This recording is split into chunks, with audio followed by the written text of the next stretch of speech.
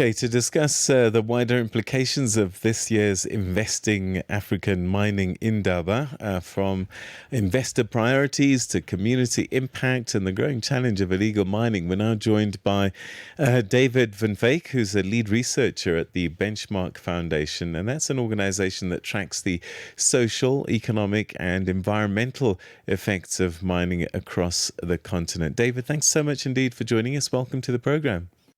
Well, thank you very much for having us on the program. Thank you, Peter. So, from your perspective, what makes this year's Mining Indaba particularly significant for Africa's mining sector compared to recent years? Well, I think that the theme of the Indaba is stronger together, progress through partnership. But what we are seeing in the global network is Trump and the President of the United States and an increase in resource imperialism, where piracy on the high seas is now acceptable, where you simply take over people's oil ships and so on. Both Iran and the United States have done that. And we see Trump threatening countries, if you don't give us your resources, we will attack you. And we see this in the case of Nigeria and so on. We also see, corporations like Orion and Glencore in the Congo, for example, coming together, and what the mining weekly calls Profit for Peace, when they actually celebrate the relationship between Glencore and the government of Israel, which is not a very peaceful government as far as we can see. Now, all of this comes together in a context where there's a scramble for African resources taking place, and Africa is very resource rich. We've got the European Union, everyone, China, and so on, wanting Africa's minerals and resources and wanting to intensify mining on this continent in a race for what is essentially left, because minerals are becoming fewer and fewer and consumption is becoming more and more. We're living in a consumer society that's almost insatiable.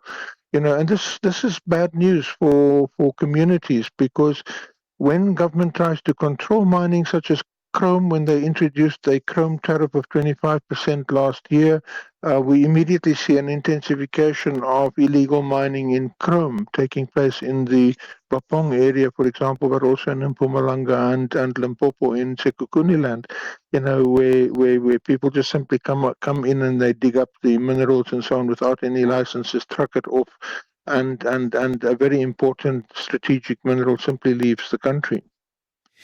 What's your view in terms of own goals? Because it's one thing for Donald Trump and Western powers to threaten, but sometimes they don't need to threaten. Maybe just coerce with a little lubrication, as it were.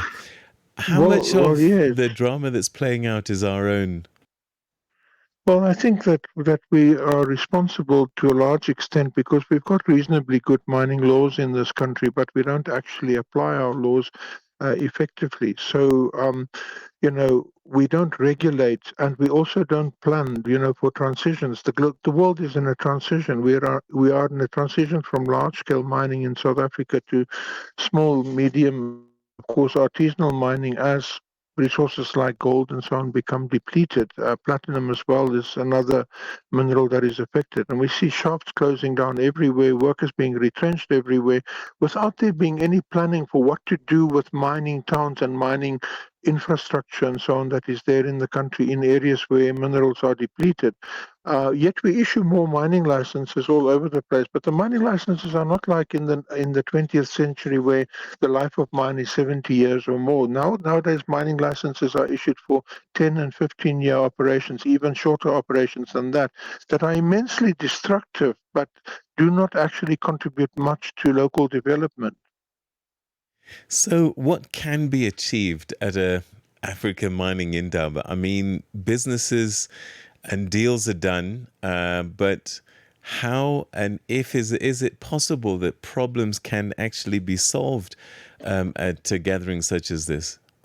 Well, I think that we need to get a different kind of gathering together, a planning gathering that says how do we engage in partnership with local communities, the environment, the planet itself, and of course corporations and government. And we actually set down plans for mining But we cannot plan for what we don't own, and we don't actually own the mines, and we don't actually own the minerals, even though the MPRDA says that the minerals belong to the people of South Africa. I don't think that South Africans have any relationship to ownership as far as minerals are concerned.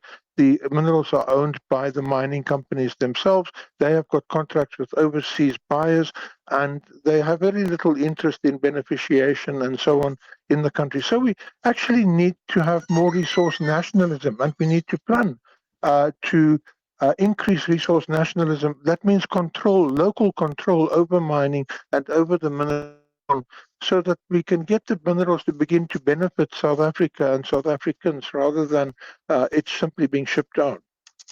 If you had to name one policy reform and one industry practice that could most improve mining outcomes for African citizens, what would they be? What would that be? Well, I think that in the context of Africa's history, we need to begin to look at African ownership and participation in mining. Our country, our people have been excluded from mining except as cheap labor for more than 150 years. That's got to come to an end. We need to begin to have our people being involved in mining, not just as cheap labor. And I think that can significantly change the landscape. And I don't think BEE is doing it. I think BEE is too limited. BEE limits ownership to 27%. In actual fact, it turns the African majority into an economic minority.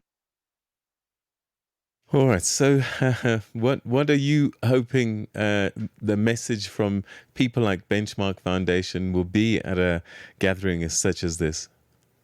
Well, we've got the alternative mining Indaba running on at the moment, and our message is we want there to be greater equality in negotiations about minerals between communities and mining companies, and between the South African people and the mining industry. The relationship at the moment is most unequal, and that is not acceptable.